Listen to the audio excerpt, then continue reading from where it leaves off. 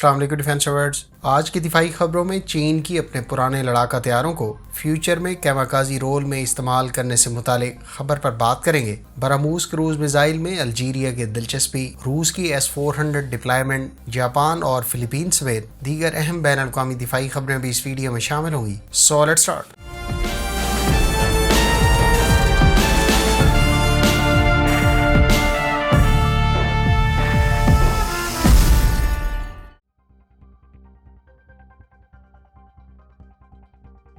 Friends, media sources کے مطابق چین کے اپنی ایئر فورس کے زیر استعمال رہنے والے J-6 اور J-7 طیاروں کو کیماکازی رول میں استعمال کرنے پر کام کیا جا رہا ہے۔ انٹرسٹ انجینئرنگ نیوز کے مطابق چین نے ان طیاروں کو کیماکازی یا خود کا نظام کے تحت بغیر پائلٹ چلنے والے حملہ آور سسٹمز میں کنورٹ کرنے پر کام شروع کر دیا ہے۔ میڈیا رپورٹ کے مطابق ان طیاروں کو ممکنہ تائیوان اٹیک میں استعمال کیا جا سکتا ہے تاکہ تائیوان کے ایئر ڈیفنس سسٹمز کو ڈیفیٹ کیا جا سکے۔ فرینڈز، چین بڑی تعداد میں سوویت ساختہ MiG-19 اور MiG-21 پر بیسڈ J-6 اور J-7 طیارے استعمال کرتا رہا ہے۔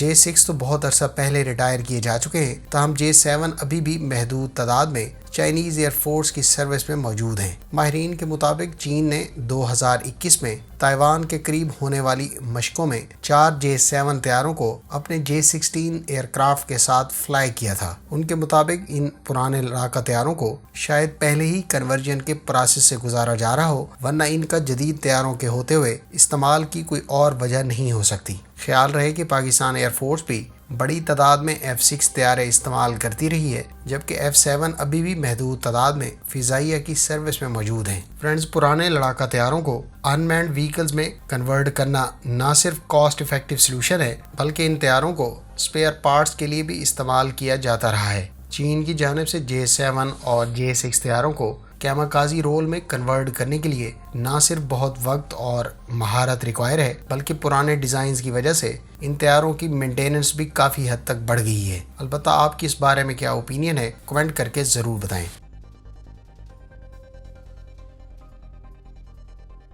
الجیرین چیف آف سٹاف کے بارے میں اطلاعات ہیں کہ انہوں نے اپنے حالیہ برازیل میں ہونے والی دفاعی نمائش کے موقع پر روس اور انڈیا کے مشترکہ طور پر تیار کیے جانے والے براموس اینٹی شپ کروز میزائل میں خصوصی دلچسپی کا اظہار کیا ہے۔ براموس کروز میزائل ایک سپر سونک میزائل ہے اور اس کو شپس کے علاوہ ایئر کرافٹ اور لینڈ بیس سسٹم سے بھی فائر کیا جا سکتا ہے۔ البتہ اس کا ایئر لانچ ورژن 2019 میں متعارف کرایا گیا تھا۔ براموس کروز میزائل کی میکسیمم رینج 500 کلومیٹر بتائی جاتی ہے اور یہ ماک 3 سے میکسیمم ماک 4 کی سپیڈ پر فلائی کر سکتا ہے۔ اس پر 200 سے 300 کلوگرام کا وار ہیڈ استعمال کیا جاتا ہے۔ رشین کمپنی اور انڈین DRDO کی جانب سے اس کروز میزائل کے 800 کلومیٹر اور 1500 کلومیٹر ویریئنٹ پر بھی کام ہو رہا ہے۔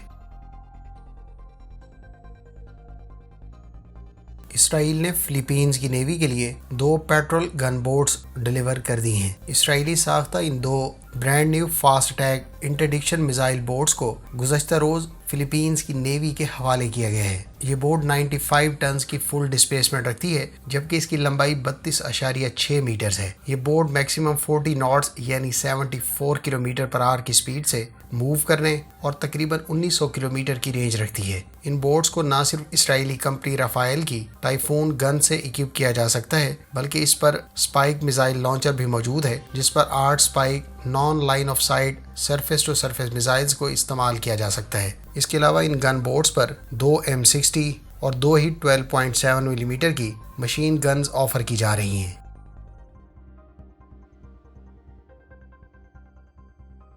جاپان کی منسٹری آف ڈیفنس نے اعلان کیا ہے کہ وہ اپنے ملک کے لانگ رینج میزائل سسٹم کی ڈیولپمنٹ کے لیے میتسوبیشی ہیوی انڈسٹریز میں $3 ارب کی انویسٹمنٹ کرے گی۔ جاپان کی leading defence manufacturer Mitsubishi Heavy Industries میں بنیادی طور پر لارج سکیل پروڈکشن اور ایڈوانس لانگ رینج میزائل کی ڈیولپمنٹ کے لیے اتنی خطیر رقم منسٹری آف ڈیفنس کی جانب سے خرچ کی جائے گی تاکہ ان میزائلز کو 2026 سے پہلے ڈیولپ اور 2026 تک ڈپلائی کیا جا سکے۔ میتسوبیشی ہیوی انڈسٹریز کو اس سے پہلے ٹائپ 12 میزائلز کے سرفیس سی اور ایئر لانچ کیپیبلٹیز کے لیے بھی کانٹریکٹ اوارڈ کیا جا چکا ہے۔ میتسوبیشی اس کے علاوہ کٹنگ ایج ہائپرسونک بیلسٹک میزائل کے ڈیزائن پر بھی کام کر رہی ہے، جس کا مقصد جاپان کے ریموٹ آئیلینڈز کا دفاع ہے۔ واضح رہے کہ type 12 surface to ship missile بنیادی طور پر ایک truck mounted anti ship missile ہے، جس کو 2015 میں متعارف کرایا گیا تھا۔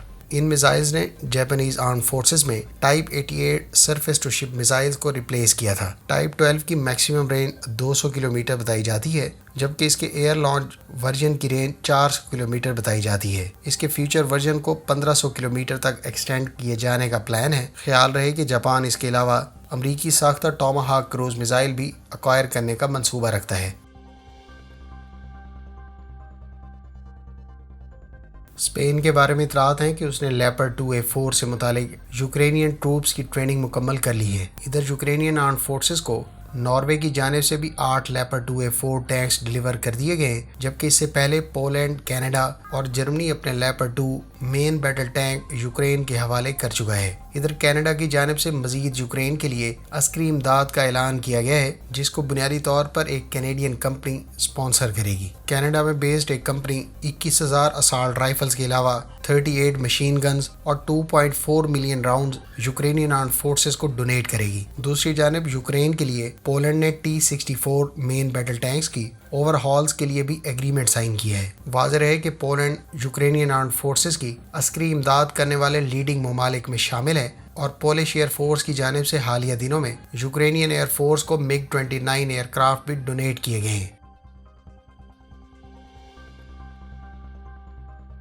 Friends, Russian ministry of defence نے 9 اپریل کو جاری کردہ بیان میں کہا ہے کہ دونباس ریجن میں رشین آرمڈ فورسز نے S-400 year defence missile system کو ڈپلائی کر دیا ہے۔ رشین منسٹری آف ڈیفنس کی جانب سے ان long range sophisticated air defence missile system کو دونباس ریجن میں ڈپلائی کیے جانے کی بنیادی وجہ امریکی ساختہ high mobility artillery rocket systems کے راکٹس کو کاؤنٹر کرنا بتایا گیا ہے۔ خیال رہے کہ یوکرین اس امریکی ساختہ سسٹم کو گزشتہ کافی عرصے سے استعمال کر رہا ہے، اور اس سسٹم کو نہ صرف رشین آرمڈ فورسز کے خرسن ریجن میں تعینات ٹروپس کے خلاف استعمال کیا جا چکا ہے، بلکہ اب اس کو دونباس ریجن میں بھی روسی ٹھکانوں پر حملے کے لیے استعمال کیا جا رہا ہے۔ دوسری جانب S-400 تقریباً 400 کلومیٹر کی رینج رکھتا ہے، اور یہ ویریس تھریٹس کو 30 کلومیٹر کی بلندی پر انٹرسیپٹ کرنے کی صلاحیت رکھتا ہے۔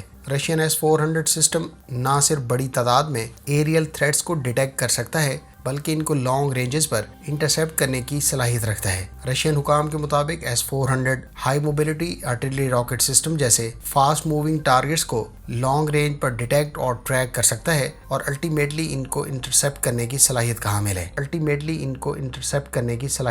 ہے۔ فرینڈز، یہ تھیں آج کی ڈیفنس اپڈیٹس۔ امید ہے اس ویڈیو سے آپ کی معلومات میں اضافہ ہوگا۔ ملتے ہیں نیکسٹ ویڈیو کے ساتھ، اپنی دعاؤں میں یاد رکھیے گا۔ اللہ حافظ۔ پاکستان زندہ باد۔